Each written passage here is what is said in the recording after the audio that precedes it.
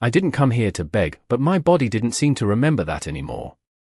The rain hit harder than I expected, cold needles against my skin, soaking through the thin fabric of my uniform until it clung to me like it didn't belong to me anymore, and I could feel every drop as if it were counting down the seconds I had left before I collapsed for real this time. My fingers trembled as I reached the iron gate, black and towering at least 10 feet high, the kind of gate that didn't just keep people out. It made sure they knew they were never meant to come close in the first place, and still, I lifted my hand, hesitated, then knocked once, the sound barely louder than the rain, like even I didn't believe I deserved to be heard, and for a moment I thought maybe that was it, maybe I could just slide down against the cold metal and disappear quietly without anyone ever opening the door, without anyone ever asking why a maid in a worn-out uniform had shown up at a place like this at nearly 2 in the morning. But my body betrayed me again, my knees buckling just enough to make me grab onto the bars to stay upright, my breath coming in shallow pools that burned my chest, and I realized I wasn't just tired, I was running out of time, somewhere far above, hidden behind tinted glass and layers of security I couldn't even imagine. A camera shifted, adjusting its angle, its silent eye catching every unsteady movement I made. Every second I fought to stay on my feet, and I didn't know it then. But I wasn't alone anymore, miles away, in a room lit only by screens and soft blue light. Adrian Volkov paused mid-step, his attention pulled toward one flickering image among dozens. Something about the way I held onto that gate, the way I didn't even try to scream for help, just stood there like I was already halfway gone, and he leaned closer, narrowing his eyes, not out of concern, but calculation, because nothing reached his property by accident, nothing touched his world without reason, and yet there I was, soaked, shaking, barely standing, and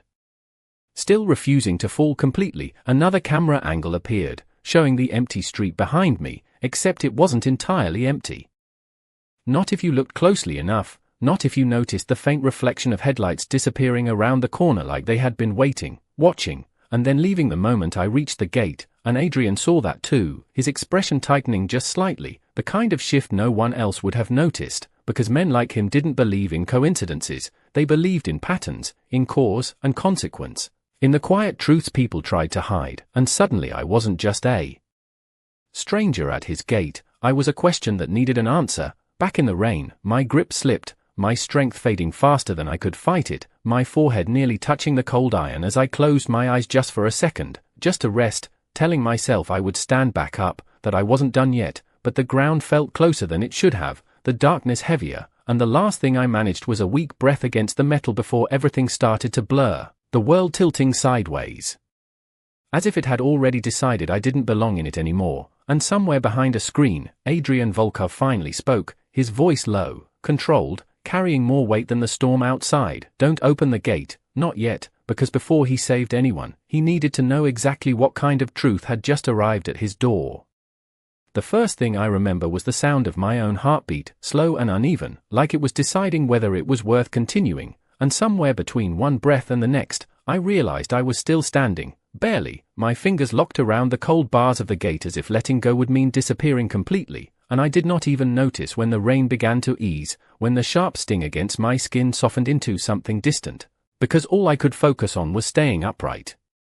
For one more second, then another, even as my vision flickered in and out like a faulty light. Inside the control room, Adrian did not move right away, his eye scanning every frame with the same precision he used for everything in his world, rewinding the footage by a few seconds, then again, watching the way my hand slipped, the way I caught myself not with panic, but with something quieter, something that looked too familiar to be random, and he noticed details most people would miss, the faint discoloration at my wrist, the uneven way I shifted my weight like one side hurt more than the other, the fact that I never once looked back toward the street as if I already knew there was nothing there for me anymore, and that was what made him pause, because people who were lost usually looked behind them, but people who were escaping only moved forward. Another screen lit up beside the main feed, a secondary angle from down the block, and there it was again, the same pair of headlights from minutes earlier, now gone completely, leaving behind nothing but wet asphalt reflecting the streetlights, and Adrian leaned back slightly, his jaw tightening just enough to signal a decision forming, because this was no longer just about a stranger at his gate, this was about someone being followed to his territory, and that was a line no one crossed without consequences. Outside, my strength finally gave out in small pieces, my grip loosening as my body sagged forward, my forehead brushing against the iron as I tried to steady myself, whispering something I could not even hear over the ringing in my ears. Not a plea, not a name, just a fragment of thought that refused to fully form, and for a second I wondered if anyone was watching, if anyone even knew I was here, and then I felt it. Not a touch, not yet, but a shift in the air, like something had changed beyond what I could see. "Run facial recognition," Adrian said quietly, his voice cutting through the silence of the room as one of his men moved immediately, pulling up databases, cross-referencing images, searching for any match that could explain who I was and why I had ended up at this exact gate at this exact moment, but the system returned nothing, no record, no flagged identity, just a blank space where answers should have been, and that only made Adrian more certain that this was not coincidence, because in his world, people did not simply appear without leaving a trace. My knees hit the ground then, not hard, just enough to send a dull shock through my body as I struggled to push myself back up, my hand slipping against the wet surface, my breath shallow and uneven, and for the first time, I let my eyes close for longer than a second, not because I wanted to, but because I could not hold them open anymore, and somewhere far away, a voice broke through the static in my head, distant but firm. "Open the gate," Adrian said at last, the words calm, controlled, final, and in that moment, the world shifted in a way I could not understand, because I had not been saved yet, but something had decided I was no longer going to be ignored. I did not feel the ground disappear beneath me, I only felt the moment my body stopped trying to fight it, like something inside me had quietly given permission to let go, and the cold from the rain was no longer sharp or painful, it was distant, fading into a numbness that wrapped around me like a heavy blanket, and somewhere through that haze, I heard it, a sound that did not belong to the storm or the empty street, a low mechanical shift followed by the slow, deliberate movement of metal unlocking, the gate in front of me coming alive in a way I had not expected, and for a second I thought I was imagining it, that my mind was creating sounds to fill the silence before everything went dark, but then the bars in front of me began to separate, just enough to break the line I had been holding onto, and without that support, my balance failed completely. Strong hands caught me before I could hit the ground fully, not rough, not hesitant, just precise, controlled, like they had done this before, like they already knew exactly how much weight I could no longer carry, and I wanted to pull away, some instinct telling me that being caught meant something I did not understand yet, but my body did not listen, my arms too weak to resist, my head falling slightly forward as I tried to focus on the shapes moving around me, dark silhouettes against softer lights, voices low and calm, nothing rushed, nothing chaotic. And that was what confused me the most, because I had expected panic, or questions, or something urgent, but instead everything felt measured, intentional, like I had stepped into a place where nothing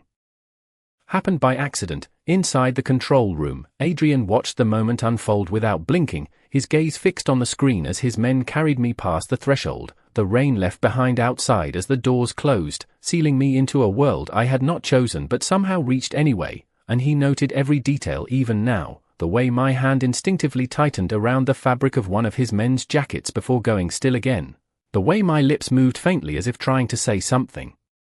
that never made it out, and he leaned forward slightly, narrowing his eyes as he caught a single word formed without sound, not a name, not a plea, just one quiet fragment, "please," and it was not directed at anyone in particular, which made it more unsettling, because it meant I had not come here expecting help, only hoping for it. I felt warmth before I understood where I was, the sudden absence of cold hitting me all at once, making my skin tingle as if waking up from something deeper than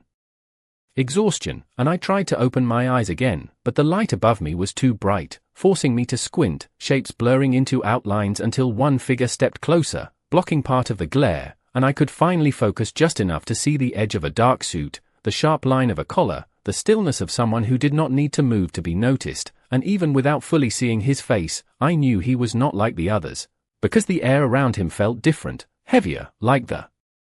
room itself shifted to make space for him. Adrian did not speak right away, he simply observed, standing just close enough to confirm what he needed, his presence quiet but absolute, and when he finally looked away from me, it was not out of disinterest, it was decision, his voice low as he gave the next instruction, "Get a doctor," not because he was uncertain, but because he had already decided I was staying, at least for now, and as the room moved again at his command, I slipped further into the edge of consciousness, not fully gone, not fully present, caught somewhere in between, with only one clear thought forming before everything blurred again. I had crossed a line I could not go back from. And whatever waited on the other side was no longer mine to control. I woke up to silence, not the kind that feels peaceful, but the kind that makes you question where you are before you even open your eyes, because nothing sounded familiar, not the air, not the faint hum somewhere above me, not even my own breathing, which felt slower now, steadier, like someone had forced my body to calm down without asking for permission. And when I finally opened my eyes, the first thing I noticed was the ceiling, smooth, white, too perfect, the kind of ceiling you only see in places where nothing is left to chance. And for a second I did not move, because moving meant acknowledging that I was still here, wherever here was. The softness beneath me registered next, something far too comfortable compared to what I had expected, sheets that felt clean and expensive against my skin, and I frowned slightly, confusion cutting through the remaining haze as I turned my head just enough to take in the room, large but minimal. Everything in its place, no clutter, no signs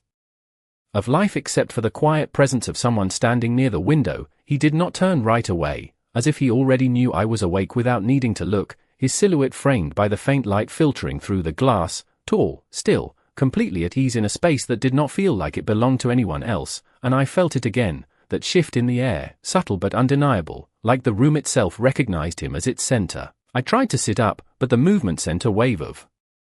dizziness through me, forcing me to stop halfway, my hand gripping the edge of the mattress as I steadied myself. And that was when he finally moved, not quickly, not urgently, just a slight turn of his head, enough for his voice to reach me, calm and low, "Do not do that yet." And there was something in the way he said it that made me listen before I could question it, not fear exactly, but something close to it, something that made my body pause instead of resist. I swallowed, my throat dry, as I tried to find my voice, but the words came out softer than I intended, barely more than a breath. "Where am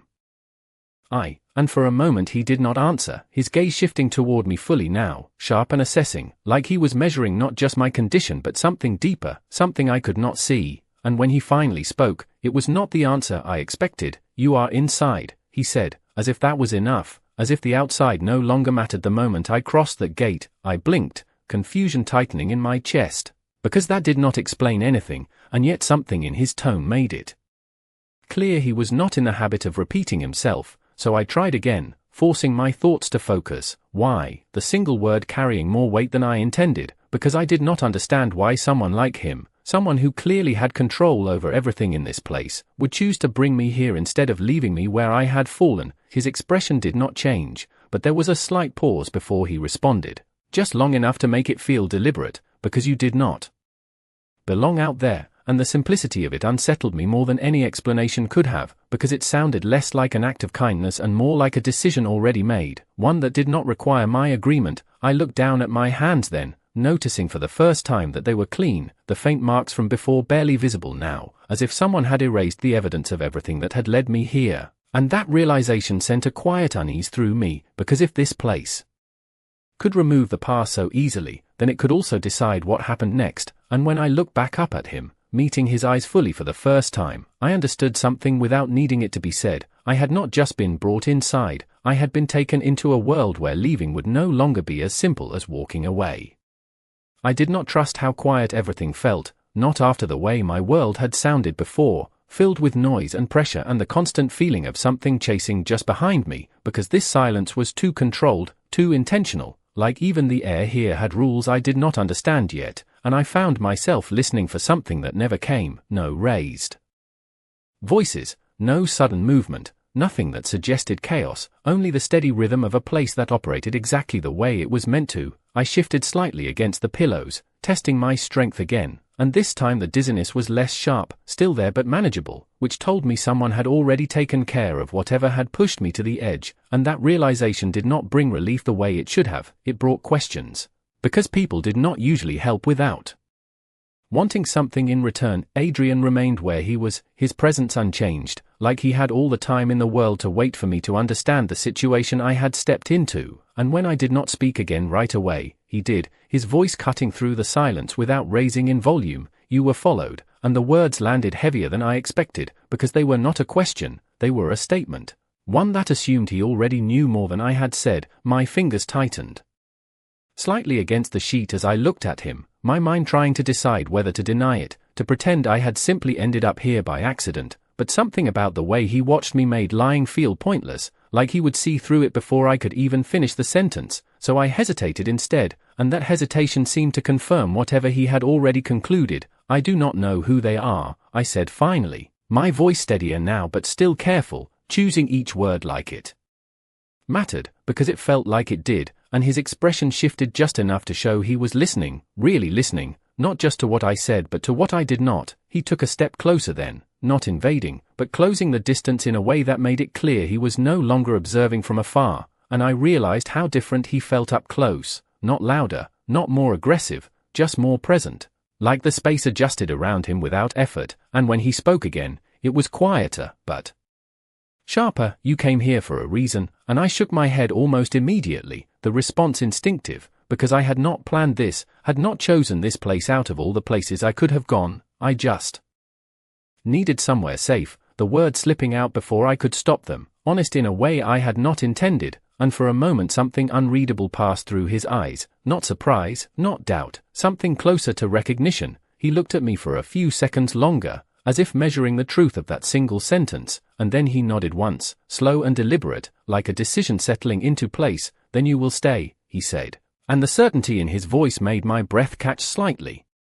Because it did not sound like an offer, it sounded like an outcome that had already been decided. I pushed myself up a little more despite his earlier warning, needing to understand, needing some control back. For how long? I asked, and this time there was no hesitation in his answer. Until I decide you are no longer in danger, and the way he said it made it clear that the definition of danger did not belong to me anymore. I looked down again, my thoughts racing quietly, because staying here meant safety, but it also meant being inside a world I did not understand, under the protection of someone who clearly did not do anything without purpose. And when I looked back up at him, there was only one thing I could say that felt real, and if I do not want to stay. And for the first time, something almost like a shadow of a smile touched his expression, not warm, not cruel, just knowing. You came to my gate, he said, his voice calm but final. That choice was already made. The weight of his words did not leave the room when he finished speaking. It settled into the space between us, quiet but immovable, and I felt it in the way my chest tightened slightly, not from fear alone but from the realization that nothing here was temporary unless he decided it was, and that thought should have made me panic, should have pushed me to argue or demand something more, but instead I found myself going still, because somewhere deep down I understood that reacting too quickly in a place like this would not change anything. It would only reveal how little control I actually had. I drew in a slow breath, steadying myself as I shifted my legs over the side of the bed, this time more carefully, testing each movement before committing to it, and when my feet touched the floor, I expected the weakness to return, but it did not as strongly as before, just a faint reminder that I had been close to losing everything a few hours ago, and that alone told me how much had already been done for me without my knowledge. Adrian watched the movement without interrupting, his gaze following each step like he was cataloging it, measuring recovery, assessing risk, and I realized he was not just making decisions based on instinct, he was calculating outcomes. Even now, you should not be standing yet, he said after a moment, his tone unchanged, not sharper, not softer, simply stating a fact the way he saw it, and I shook my head slightly, because staying in that bed felt worse somehow, like it confirmed something I was not ready to accept. I need to know where I am, I said, more firmly this time, the words carrying a little more strength than before, and for the first time, he did not answer immediately, which made me think he was deciding how much I was allowed to know. He turned toward the window again for a brief second, looking out at something I could not see, and then back at me, his expression unreadable. You are on private property, he said, and there was a subtle emphasis on the word private that made its meaning clear without needing explanation. This was not just a place, it was a boundary, one that did not easily open once crossed. I took a small step forward, my balance holding, my thoughts racing faster now as I tried to piece together what that meant for me, and the people who followed me. I asked, the question slipping out before I could stop it, because it mattered, because it was the reason I had ended up here at all, and something shifted in his gaze again, something colder this time, more focused. He did not look away when he answered, they will not come here, and the certainty in his voice was absolute, not hopeful, not conditional, just a fact, and it should have reassured me. It should have been enough, but instead it made me wonder what it took to make someone speak like that, what kind of world he lived in where danger simply stopped at the edge of his reach. I folded my arms slightly, more out of instinct than comfort, trying to ground myself in something familiar, and I realized I still did not know why he cared at all, why he had chosen to intervene instead of ignoring me like anyone else could have. "You do not even know me," I said quietly, and this time there was no hesitation in his response, no pause, no calculation, just a simple answer that landed heavier than anything else he had said. "I know enough," and the way he said it made it clear that whatever he had seen, whatever truth he had pulled from a few minutes of footage and a handful of details, it had already been enough to make a decision about me, one I had not been part of. The room fell silent again after that, but it was not the same silence as before. It was thicker now, filled with something unspoken, and I realized as I stood there, no longer collapsing, no longer at the gate but not free either, that being safe here came with a different kind of uncertainty, one that did not chase me from behind but stood directly in front of me, waiting for me to understand it. And when Adrian finally turned to leave, his hand resting briefly on the door before he stepped out, he said one last thing without looking back: "Nothing happens here without me knowing," and the quiet certainty in his voice left no room for doubt. I was not just under his protection, I was inside his control. The door closed behind him with a soft, controlled click, and the sound lingered longer than it should have, like it marked a shift I could not undo, and for a moment I stood there without moving, staring at the empty space he had just occupied, trying to understand how someone could leave a room and still feel present inside it, like the air itself remembered him, like everything here answered to him even in his absence. I exhaled slowly, realizing I had been holding my breath without noticing, and turned my attention back to the room, because if I was going to stay here, even temporarily, I needed to understand where I was, not just physically, but how it worked, what the rules were, what was expected of me. The space was quiet, but not lifeless, subtle details revealing themselves the longer I looked, the way the furniture was arranged with intention, the absence of anything unnecessary, the kind of order that suggested control rather than comfort, and I took a few cautious steps forward, my bare feet barely making a sound against the polished floor, testing the distance from the bed to the door, from the door to the window, mapping it out in my mind without fully realizing I was doing it. When I reached the window, I hesitated before looking out, not because I was afraid of what I would see, but because I was not sure I was ready to understand just how far removed this place was from everything I knew, and when I finally did, the view confirmed it: a long stretch of private grounds, clean lines, controlled space, no sign of the street I had come from, no sign of the world I had left behind, just distance. And I felt something settle in my chest, a quiet realization that leaving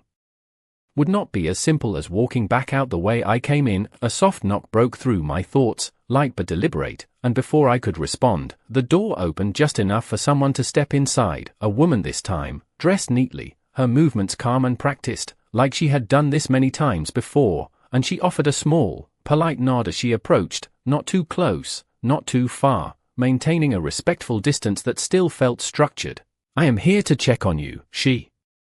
said, her voice gentle but professional, and I nodded slowly, still adjusting to the presence of someone new in a place where every interaction seemed to follow a pattern I had not yet learned. She asked a few simple questions, about how I felt, if I was in pain, if I could stand without assistance, and I answered honestly, because there did not seem to be a reason not to, and because something told me that information moved quickly in this place, that nothing I said here would remain only between us. When she finished, she gave another small nod, her expression neutral but not unkind. "You should rest," she said, echoing the same instruction I had already ignored once, and I almost smiled at that, a faint reaction that surprised even me, because resting felt like surrender, and I was not sure I was ready to surrender to anything, especially not a situation I did not fully understand. "Does he always decide everything?" I asked before I could stop myself, the question slipping out quieter than I intended, and for the first time, the woman paused, just slightly, her gaze shifting for a fraction of a second before returning to me, and that hesitation was enough to tell me the answer. Before she spoke, "He does not miss anything," she said carefully, choosing her words the same way I had earlier, and then she stepped back, as if the conversation had reached its limit. "You are safe here," she added, and I watched her for a moment, trying to decide if she believed that herself or if it was simply something she had been trained to say. When the door closed again, the room returned to silence, but it felt different now, less empty, more defined, like I was starting to see the edges of the world I had stepped into, and I turned back toward the window one last time, my reflection faintly visible in the glass, pale, tired, but still standing, and I realized that whatever had followed me here had not just brought me to safety, it had placed me somewhere else entirely, somewhere that did not just protect people, it changed what happened to them next.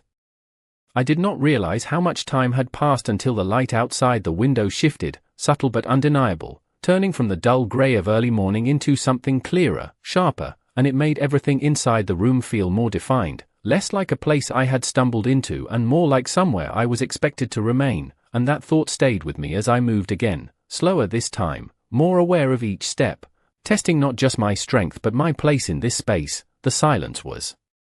no longer unfamiliar, it was structured, almost deliberate, and I began to notice patterns in it, the faint sound of footsteps somewhere beyond the door at regular intervals, the distant hum of something mechanical that never fully stopped, the kind of background rhythm that told me this place was always active even when it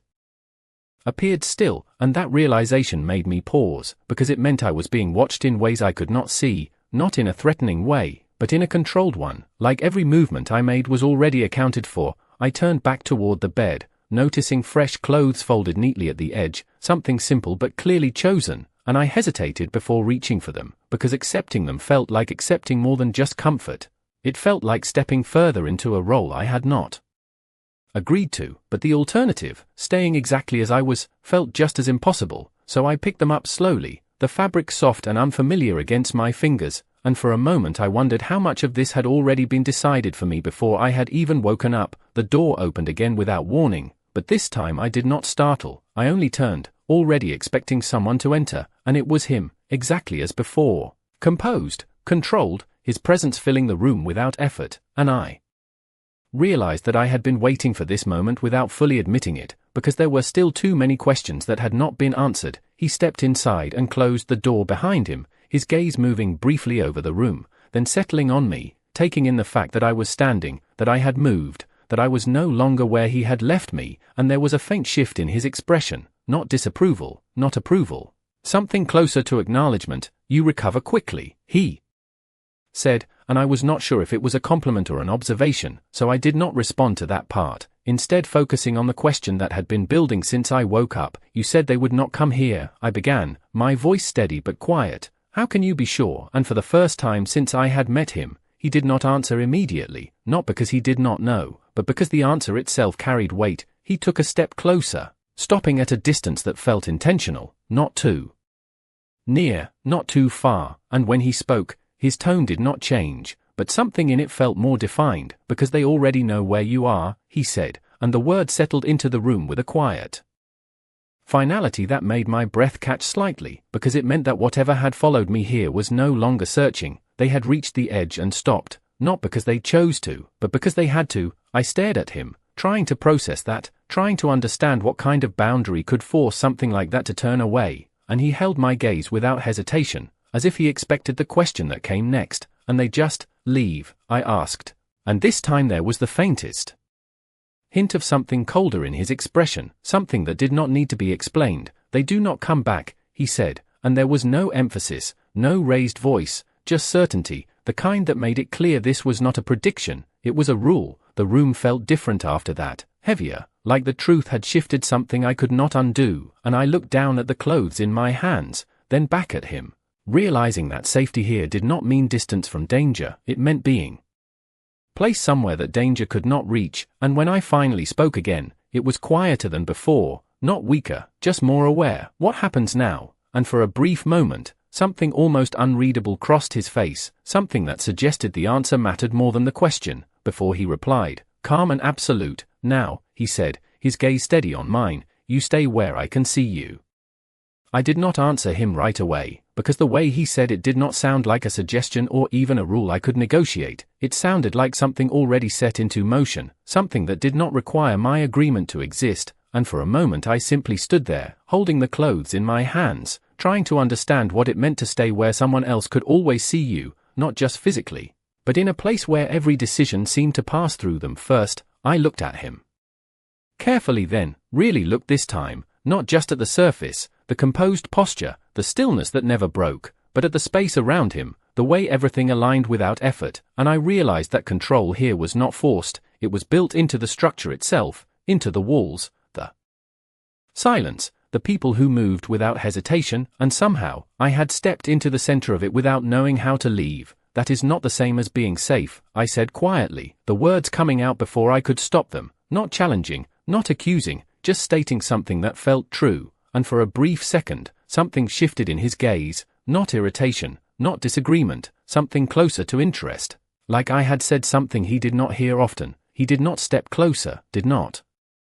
raise his voice, he only held my gaze a moment longer before responding. It is the only kind of safe that lasts, and the calm certainty in his tone made it clear that this was not a philosophy he questioned, it was one he lived by. I swallowed, the weight of that settling into me in a way I was not ready to accept, because safety that came with conditions was not something I had ever trusted, and yet I was standing here, alive because of it, breathing in a place that had already proven it could protect me in ways I could not have managed on my own. I turned slightly, setting the clothes down on the edge of the bed as I tried to organize my thoughts, because reacting too quickly here felt like a mistake, and when I looked back at him, I chose my words carefully, and if I become a problem, I asked, not because I planned to, but because I needed to understand the boundaries of whatever this was, and for the first time, there was a pause that lasted longer than a second, not uncertainty, but consideration, like the answer mattered enough to be exact. Then I solve it, he said finally, his voice unchanged, and the simplicity of it sent a quiet chill through me, not because it sounded like a threat, but because it did not need to be one. It was just another statement of how things worked here. The room felt smaller after that, not physically, but in the way my options seemed to narrow. Each answer closing a door I had not realized was open, and yet, there was something else beneath it, something I could not ignore, because every answer he gave, every rule he set, had one constant: I was still here, still standing, still being kept inside a space where nothing happened without intention. I exhaled slowly, my shoulders relaxing just slightly, not in surrender, but in acceptance of the moment, because whatever came next, it would not be decided by panic or fear, it would be decided by understanding how this world worked, and how